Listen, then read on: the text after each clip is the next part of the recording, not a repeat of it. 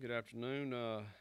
Just kind of start back on last Saturday night's game a little bit. I thought, obviously our guys came out strong to start the game, and we held them on a fourth down. I thought this is early in the game, but it's a pivotal point in the game. When they drive the field and we hold them on fourth down, we get the ball back and drive all the way down the field to get it first and goal, and ended up not getting any points. I obviously thought that was huge in the game because of how the game played out.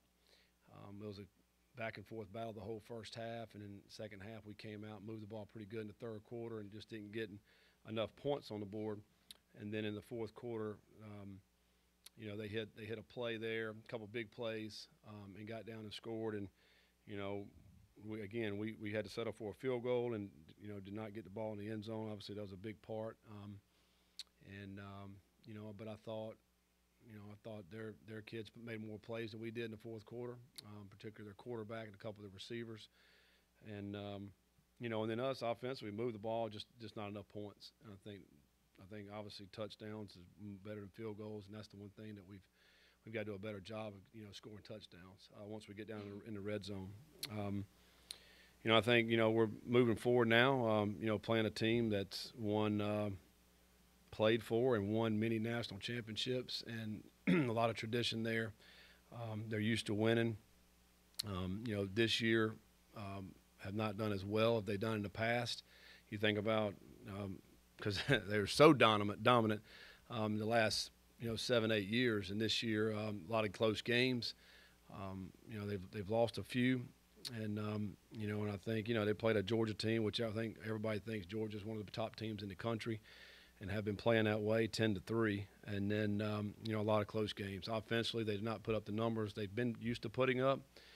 A lot of new players on that side of the ball. Defensively, they're still one of the best defenses in the country. I think they're number 3 in the country in scoring defense. Even then, they've had a lot of injuries and still ranked really high defensively, holding teams, in single digits to teens. And I think as you watch the film, very impressive on that side of the ball. Number 47's played a lot of football. He's a quarterback on the defense. He can probably call the defenses. He knows it so well. So, and he's still playing at a high level. I think their D-line's impressive. They did have some injuries there, but they still have some great players that cause havoc up front. The biggest thing that they do well on their defense is just the multiple things they do on defense and the way they play it. So, we're excited about the opportunity of hosting these guys and, playing 7:30 and, look forward to having a great crowd here, a crowd that we can feed off of. And, this weekend we'll need it. Scott, came with the Courier-Journal. Just an update on Trey Clark. Yeah, Trey, really was playing well in the game. They took a lot of shots out there at our corners. Thought he played well, and then on a tackle ended up getting rolled up, and we had the MRI done. It looks like he's going to have surgery, so he'll be out probably for the remainder of the season, and which is a tough blow for us. Obviously, one of our better players on that side of the ball, and obviously feel certain. Just like the other guys, Monty and Braden that had the surgery, they're on the mend now, and he'll be in that same boat. But just an unfortunate loss. Kind of off that, it's your third starter you lost for the year, and Trey's a big part of what you guys do. How big of a loss is that for you guys, especially in the secondary? Well, it's big. Obviously he's a All ACC performer, and we count on him a lot. And we're playing some other guys as well, but he's played the most out there at corner. You feel good when he's out there. I mean, he makes plays. I think he maybe leading the ACC in passes defended. I know he's one of the top interception guys in the ACC, and it's a big loss on that side of the ball. We've not been great in our pass defense, and losing one of our better pass defenders certainly hurts. But the other guys have to rise up, and they're going to have to make plays. And Chandler Jones and Greedy Vance, and Trey Franklin you're going to have to step in and really fill that void.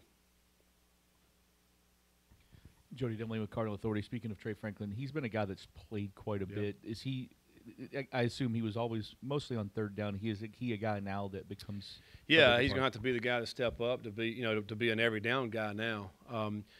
Coach B rotates some of those guys that in the secondary there at corner, and like you mentioned, Trey was a big part of our third down package when we put in our extra DB package, but now he's going to have to be part of that, but also part of the rotation at corner. He's practiced well the last 2 weeks, and he'll look forward to that opportunity to be able to go out there and play at corner. I mean, he's a good player. Hey.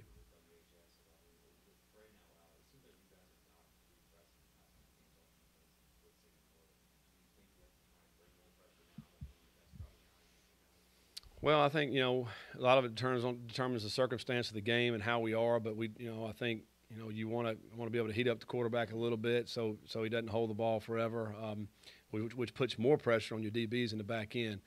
I think we have to be selective in that. There's a couple of times Saturday night we brought pressure and we got beat, some one-on-one stuff, and you watch the film and we're like getting ready to hit the quarterback and the ball's gone. So if you're there just a half a count earlier, obviously you're getting a sack. We got one sack last week. Obviously, we want to get more than that. Their quarterback threw the ball some good spots, and the receivers made some plays. When you're playing that one-on-one, though, you have to hit home. We got to get home to the quarterback. Because you're putting on an island out there, one-on-one coverage. If you don't get home, then it's going to be tough for that DB. But yeah, so we're going to have to be able to mix it up. We're going to have to do some zone, some man, bring pressure, drop some guys. I mean, just the different things because you just can't. These quarterbacks, man, that we're playing, they're good, and we've played some good ones this year. The one Saturday night was, he was up there probably in the top 3 that we've played, and and the one we're getting ready to play this week is, he's got as good as arm as anybody in the country, and sometimes they have not been able to hit some of those throws, but he certainly can make them because every game he's made some incredible throws, and so. Yeah, we got to be able to mix it up and try to put a little bit of doubt or confusion in the quarterback's head.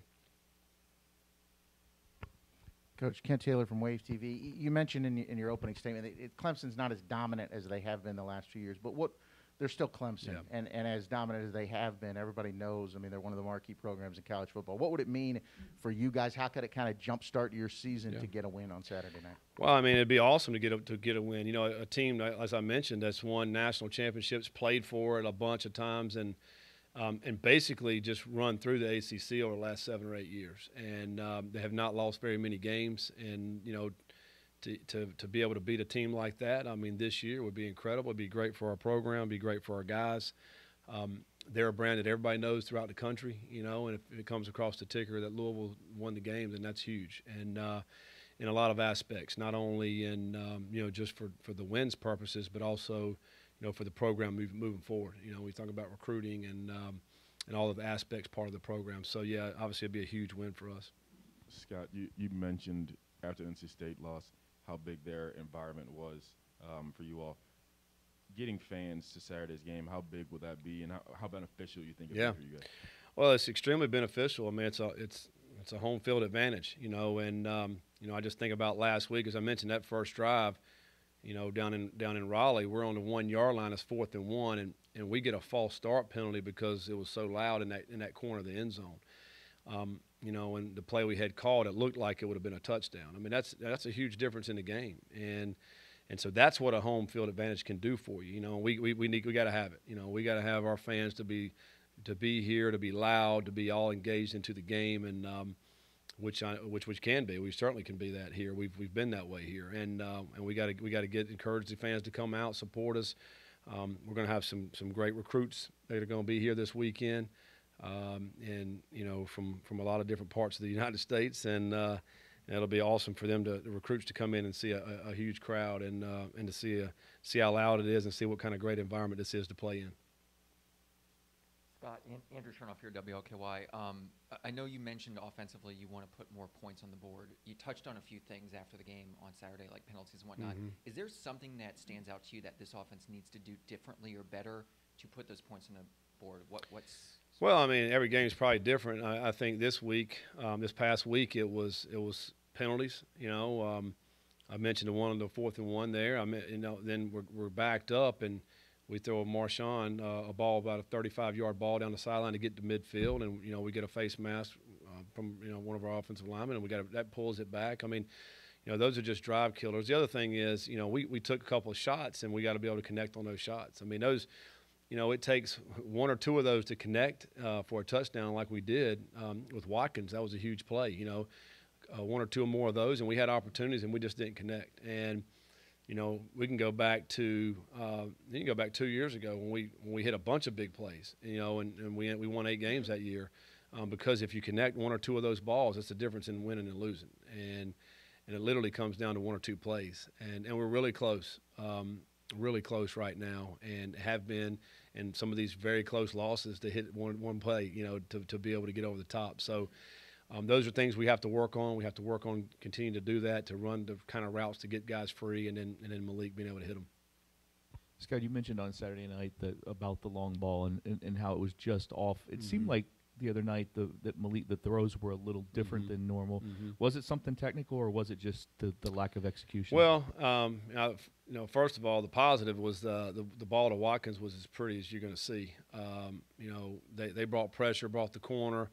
Offensive line did a great job of protecting. Caleb Chandler came back and blocked the corner, and he threw it down the sideline. What a beautiful throw and catch, and a great play by Watkins. And then there's a couple others. We had Watkins on a post route, where we had Tyler Harrod on one as well, where the ball, it needs to be thrown a little bit more to the left, and in particular these routes. I mean, if you're running a post and you want to bring the ball to the opposite side of the field. And, one of them he got pressure on. He gets hit right as he's throwing it, so the ball's a little bit off there.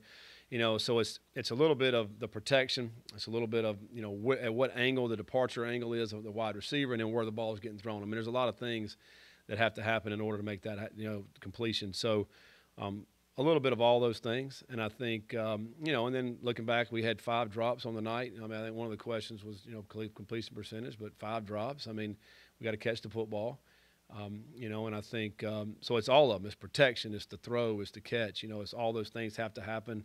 The positives were, we moved the football against a good defense. One of the top defenses in this league last week. They were giving up 90-some yards rushing. We had over 200 yards rushing, and that was really one of our better rushing performance from our running backs. And all 3 guys had big plays in the running game. And I think just hitting a few more of those balls down the field, could be the difference. Scott, the defense this year after turnovers has been much better than they were a year ago. I think you've only given up 2 touchdowns and 2 field goals after a turnover. Just what do you see from the defense that they're being able to come out on the field after a turnover and get stopped? Yeah, I mean, I think it's kind of that sudden change mentality that you go out, and those are things we've worked on in practice where we're in the middle of a practice and all of a sudden I'll just put the ball down and give them a scenario. And we call it sudden change, and they've done a really good job with that. Unexpectedly, a turnover, man, we got to come right back on the field, and we have to rise up and make a play. The defense has done that. And the last 2 weeks, the defense has played really well. We gave up a few plays there in the fourth quarter this past game, but man, for the first 3 quarters, they played outstanding, and shut the run game down. And their quarterback and receivers, I thought, were the difference in the game. They made plays in the passing game, but our defensively. They've played well, and they've gotten better, and we're going to continue to need that as we play, these next few opponents. Clemson's got a really good defense. Syracuse next week's got a good defense. So we're going to need our defense to play well and to try to hold these offenses, to a low number. Mm-hmm. Mm-hmm. Mm-hmm.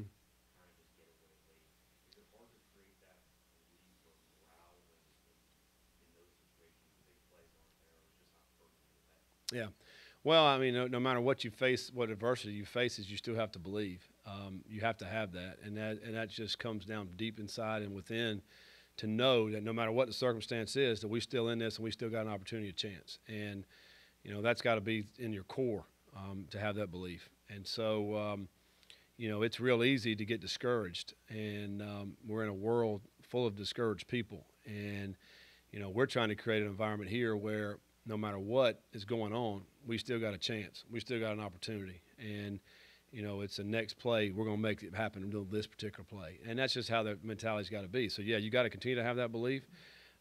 You know, we've lost some games, you know, that were really close and right there against some really good teams. And, you know, and that's how close we are. We got to find a way to get over the hump and to win these games. And, you know, and that's what we're doing. I mean, we're going to work on it every day to try to figure that out. Scott, Matt McGavick with Sports Illustrated. You mentioned heading into that NC State game that the message to your team was you guys still had a chance to make some noise in the ACC standings. I think you guys could have gone up to second with that and a Clemson loss. But after the loss to NC State, how does that message to your team change, or has the message changed at all in terms of just? Well, I think this week the message is, you know, we got an outstanding program coming in here with an opportunity to beat them at our home field, and you know, to play a team like Clemson. Like I mentioned, all the tradition and history and what they've been able to accomplish, and you know, a ton of respect for them. And you know, like I said, a national brand. That would be a huge notch in our belt to be able to beat them. And so that's a ton of motivation right there to get ready for this week. And our guys are fired up and they're excited. Disappointed on Sunday when we came back, obviously from the loss on Saturday, but encouraged with the fact that we still got a good football team and we're ready to go play and try to get this win against Clemson. Scott, the fourth quarter hasn't been good to you guys. Virginia, obviously NC State.